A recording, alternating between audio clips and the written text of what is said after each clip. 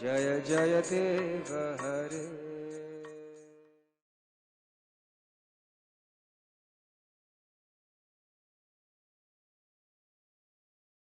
What is the purpose of the Bhagavad Gita? Why did Krishna speak the Bhagavad Gita to Arjuna? The background is like this. The Pandavas and the Kauravas were cousins.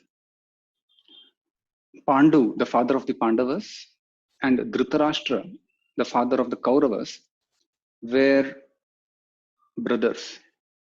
Pandu, due to some curse, could not rule the kingdom. He left the kingdom and went to forest. Dhritarashtra, though the older brother, was blind by birth and therefore was not qualified to rule. According to the law of primogeniture, the eldest son has to rule. Now, Dhritarashtra being disqualified, the throne was handed over to Pandu, who also, due to this curse, could not rule. Later, Pandu's eldest son, Yudhishthira, who was decorated with all the divine qualities, came back to Hastinapur. Duryodhana, the eldest son of Dhritarashtra, refused to part his share of kingdom. Dhritarashtra also supported and favored Duryodhana. So eventually the kingdom was divided and a share of the kingdom was to the Pandavas. But Duryodhana, who was not satisfied with his share and he wanted to usurp the property of the Pandavas as well, engaged with the Pandavas in a rigged gambling match. And in that match, the Pandavas were cheated and driven out of the kingdom. And not just that, their chaste wife, Draupadi, was also insulted in an open assembly. The Pandavas tolerated all these difficulties and they went to the forest for a period of 13 years. After the exile period was over, when the Pandavas wanted to return and claim back their kingdom, Duryodhana flatly refused. He was very arrogant. He arrogantly said, I won't even give you space that could accommodate the tip of a pen. Now, Pandavas, being Kshatriyas, were duty bound to fight, not because they were keen to have a battle, nor were the Pandavas greedy for the kingdom. It was a sense of duty with which the Pandavas wanted to rule their kingdom. So when the Pandavas came back to claim their kingdom, the Kauravas refused. Later, when the Pandavas reduced their request, instead of claiming their kingdom back, they asked for mere 5 villages. Even that was refused. So this arrogant replies by Duryodhana prompted the Pandavas to prepare for a battle. And now the battle was inevitable. So both the parties started preparing for the war, and Lord Krishna chose not to support any party because Krishna was a common cousin for both these groups. And Krishna did not participate in the battle actively. But Krishna offered an option of being a friend and guide to one party and offering his entire army to the other. Arjuna very happily chose Krishna to be his chariot driver, and Duryodhana gladly accepted the offer of Krishna's army. So as the preparations began, they started finalizing the place for the battle, and they chose Kurukshetra as the place where the battle would be fought. Kurukshetra is even now famous in the city in Haryana, and it's a historical place. So in that battlefield, all the armies gathered from both the sides. It was almost like a world war. There is a description in the Mahabharata how soldiers from different parts of the world came to fight, some supporting the Pandavas and some the Kauravas. And as the battle was about to begin, Dhritarashtra, sitting in the palace, was getting anxious. And the Bhagavad Gita begins with an inquiry by Dhritarashtra. And Dhritarashtra asks, Dharmakshetre Kurukshetre Samaveta Yuyutsavaha Mamaka Handavaschaiva Kim Akurvata Sanjaya. He is asking his secretary Sanjaya that what are the parties of Pandavas and the Kauravas doing? Did the battle begin? What's happening there? So in reply, what Sanjaya speaks is the narration of the Bhagavad Gita. Now, why did Krishna speak this Bhagavad Gita? When the battle was about to begin, Arjuna said, Krishna, I will not fight.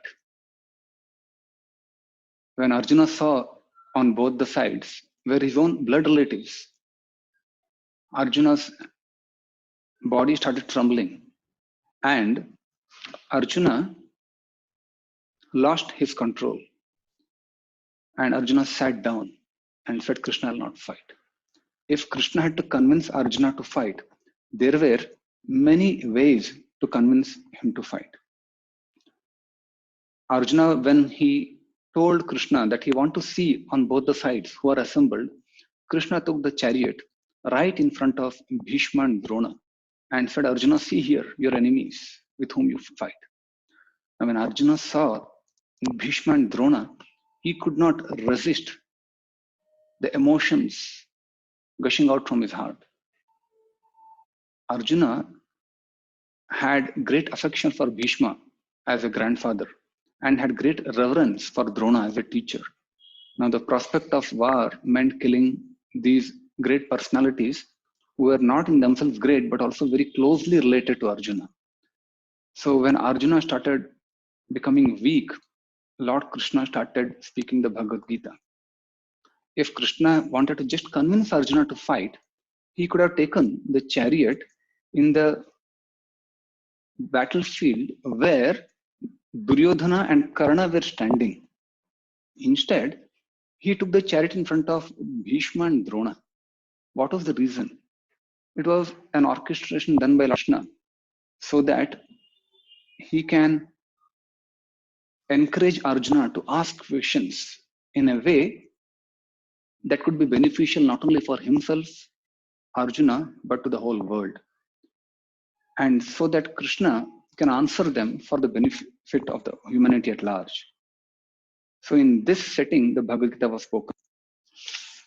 When Krishna saw Arjuna in great confusion, Krishna spoke in a way to deliver him from ignorance.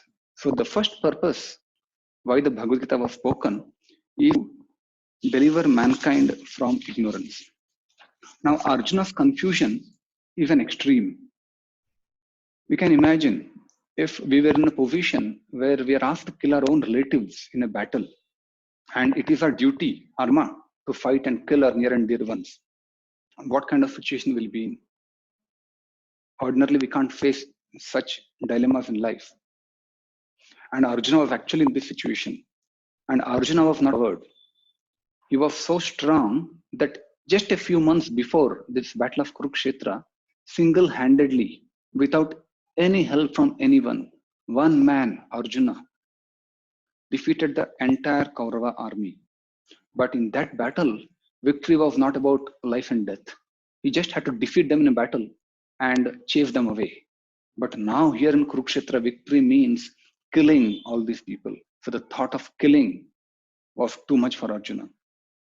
So then Arjuna, when he put this condition, I'll not fight, at that time, Krishna started speaking to resolve Arjuna's ignorance and conflicts in mind. As I said, Arjuna's condition may have been extreme, but we see people in this world at large are always in some sort of anxiety, some sort of confusion.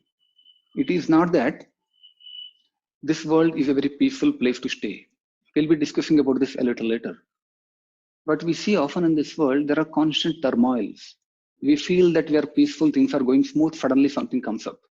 Now, for example, we all are speaking about the coronavirus episode.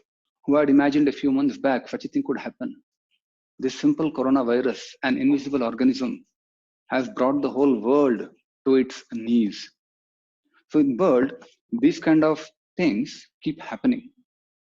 there is always turmoil in this world, and we are all facing various dilemmas as to how to overcome these problems.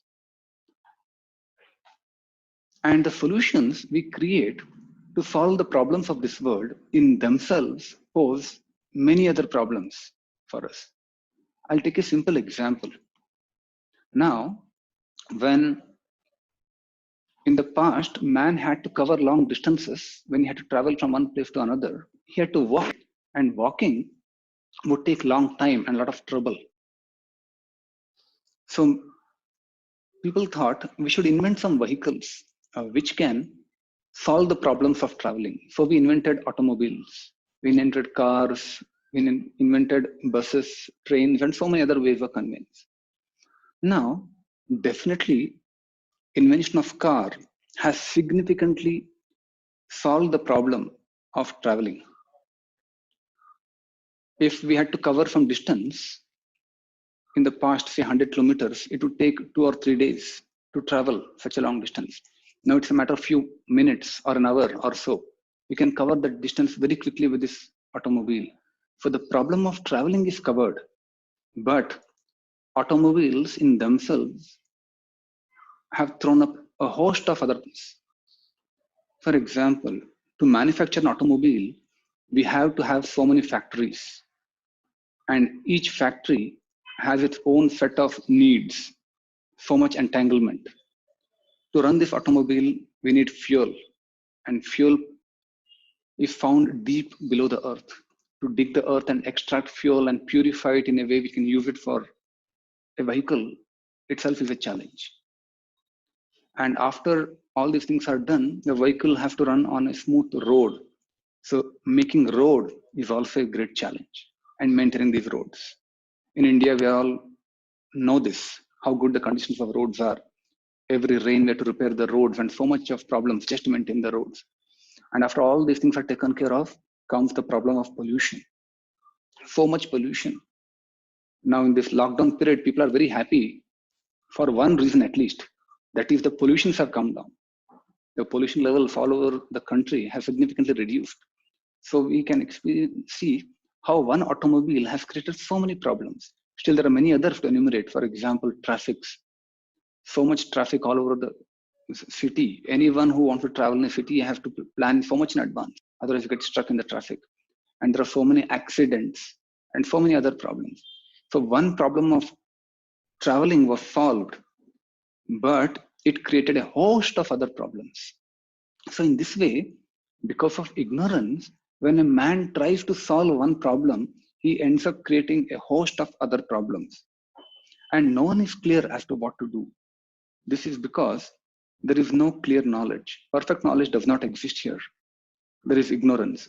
So the first and most important reason for the Bhagavad Gita being spoken is that Lord Krishna wanted to give true knowledge, perfect knowledge, real knowledge to the people of this world. The second purpose of Bhagavad Gita is to revive our eternal relationship with God. We will see more of this in the coming days.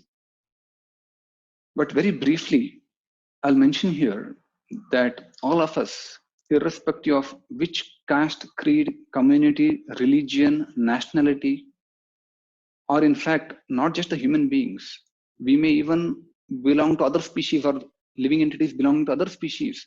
Everyone has eternal relationship with God.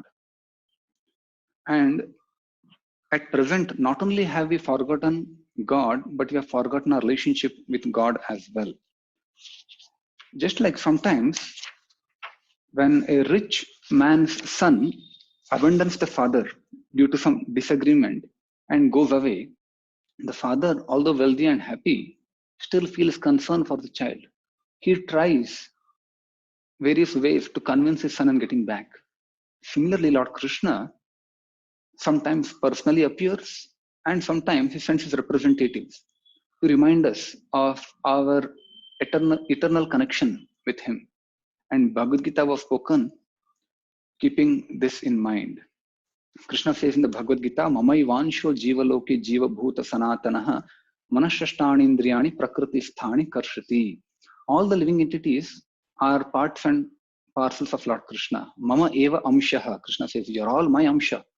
So all the living entities are parts and parcels of Lord Krishna. And our eternal nature, our constitutional position is to always be in loving relationship with Lord Krishna. Hare Krishna. Thank you very much for your patience and attention. We will continue the discussion in the next video. Hare Krishna.